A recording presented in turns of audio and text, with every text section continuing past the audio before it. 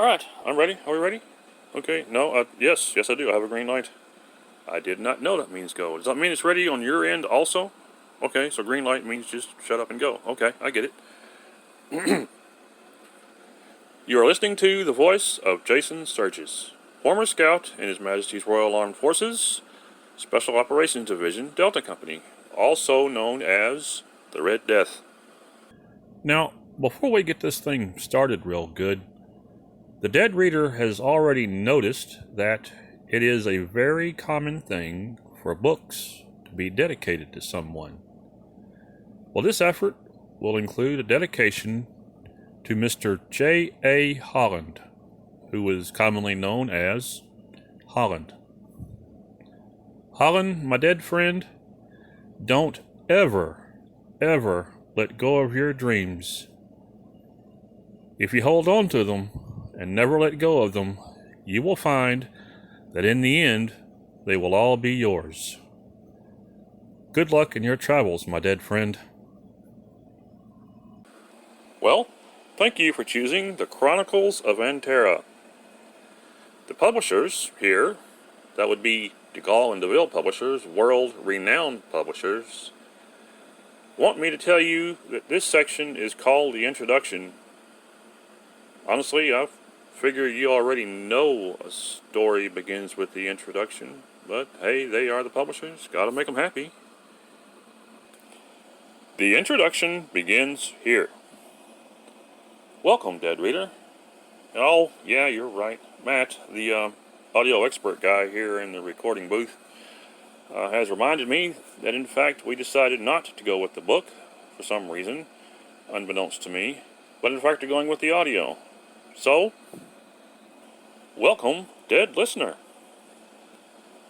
Well, let me begin by reminding you of a thing that our king had reminded us so many times in the many speeches he's given over the centuries.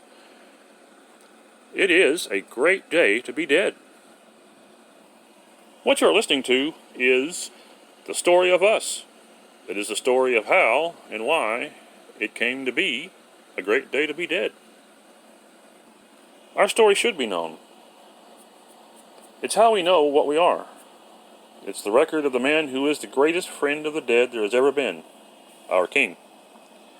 His story is our story. We would not be a people had he not made us a people. We would not have been able to survive had he not very greatly aided us. What you will find in this account is truth, direct from the people who have been involved in each matter at hand.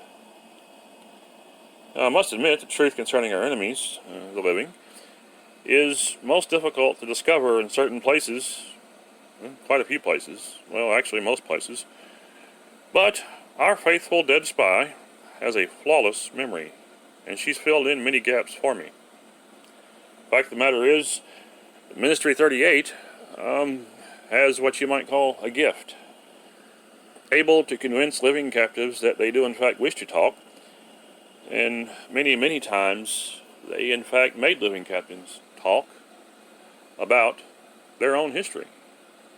And I'm sure that was strange to the captives, but 38 told me it's how we got context. It's how we understood the people. It's how we knew what they were.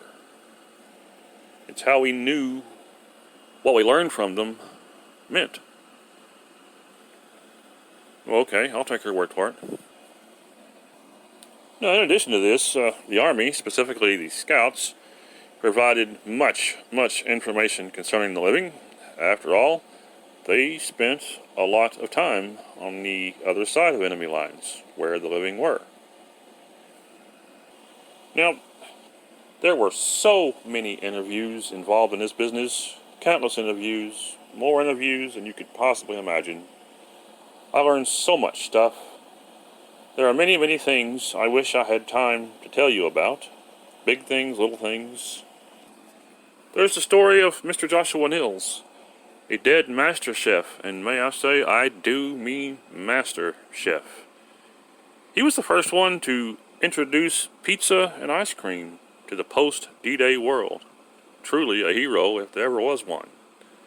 I just simply cannot include everything. But I can tell you, and I do promise you that, I have included everything necessary to understand our story. Well, sit back, relax, learn our story.